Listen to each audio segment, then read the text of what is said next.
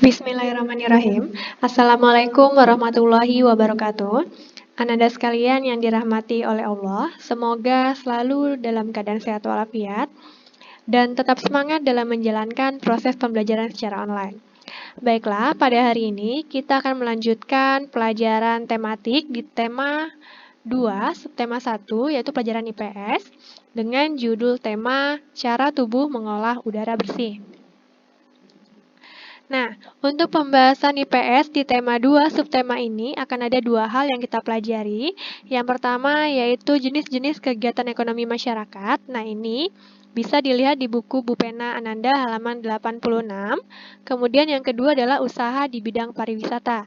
Ini juga ada di buku Bu Pena halaman 88. Baiklah, kita masuk yang pertama yaitu jenis-jenis kegiatan ekonomi masyarakat. Nah, kegiatan ekonomi masyarakat itu berhubungan dengan pemenuhan kebutuhan hidup. Manusia tidak dapat menghasilkan semua barang yang dibutuhkan. Oleh karena itu, manusia perlu melakukan berbagai jenis kegiatan untuk memenuhi kebutuhan hidupnya. Nah, berikut ini akan saya berikan contoh kegiatan ekonomi masyarakat di berbagai bidang. Yang pertama yaitu kegiatan ekonomi di bidang pertanian. Kegiatan pertanian ini merupakan kegiatan bercocok tanam pada lahan yang sempit dan mengusahakan tanaman pangan. Contohnya seperti menanam padi dan jagung. Kemudian yang kedua adalah kegiatan ekonomi di bidang perkebunan.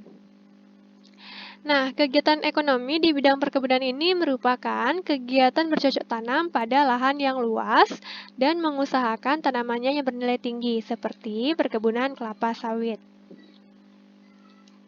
Kemudian yang ketiga adalah kegiatan ekonomi di bidang peternakan. Nah, kegiatan ini merupakan usaha memelihara dan mengembangbiakan hewan ternak untuk diambil manfaatnya. Contohnya peternakan ayam. Berarti yang kita ambil adalah daging dan telurnya. Contoh lainnya adalah peternakan sapi. Yang keempat adalah kegiatan ekonomi di bidang perikanan. Nah, ini merupakan kegiatan pengelolaan dan pemanfaatan sumber daya hayati laut atau perairan, seperti pembudidayaan ikan, kemudian tambak udang. Yang selanjutnya yaitu kegiatan ekonomi di bidang perhutanan. Nah, kegiatan ini merupakan kegiatan pengelolaan dan pemanfaatan hutan untuk menghasilkan manfaat bagi manusia. Contohnya yaitu adalah tanaman jati, di mana tanaman jati ini bisa dimanfaatkan sebagai perabotan seperti kursi maupun meja. Kemudian yang selanjutnya adalah kegiatan ekonomi di bidang pertambangan. Nah, kegiatan ini merupakan kegiatan untuk mengambil kandungan mineral yang berguna bagi kesejahteraan manusia.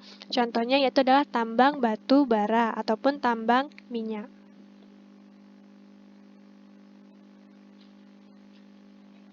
Selanjutnya adalah kegiatan ekonomi di bidang perdagangan.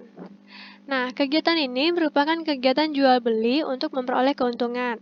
Contohnya adalah kegiatan jual beli yang terjadi di pasar ataupun di warung dan kedai. Selanjutnya adalah kegiatan ekonomi di bidang industri. Nah, kegiatan ini merupakan kegiatan mengelola barang mentah menjadi barang setengah jadi ataupun barang jadi. Contohnya seperti industri makanan, pabrik sepatu, dan pabrik kertas. Dan yang terakhir adalah kegiatan ekonomi di bidang jasa. Nah, kegiatan ini merupakan kegiatan yang memberikan pelayanan kepada masyarakat sesuai dengan kebutuhannya. Contohnya adalah dokter, guru, pegawai bank, dan sebagainya.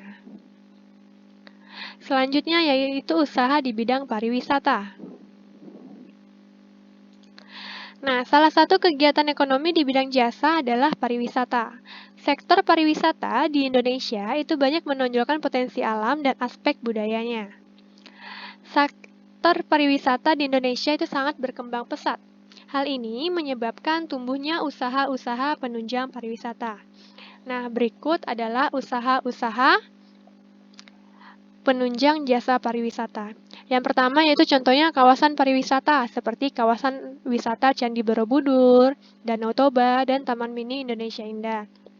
Kemudian untuk jasa transportasi wisata seperti bus, pesawat, dan kapal. Kemudian yang ketiga, jasa perjalanan wisata seperti biro atau agen perjalanan.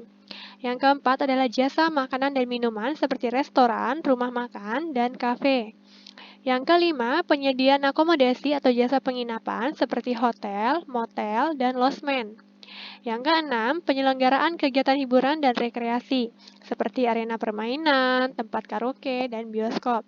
Yang ketujuh, jasa informasi pariwisata seperti foto, video, dan hasil penelitian mengenai tempat-tempat wisata.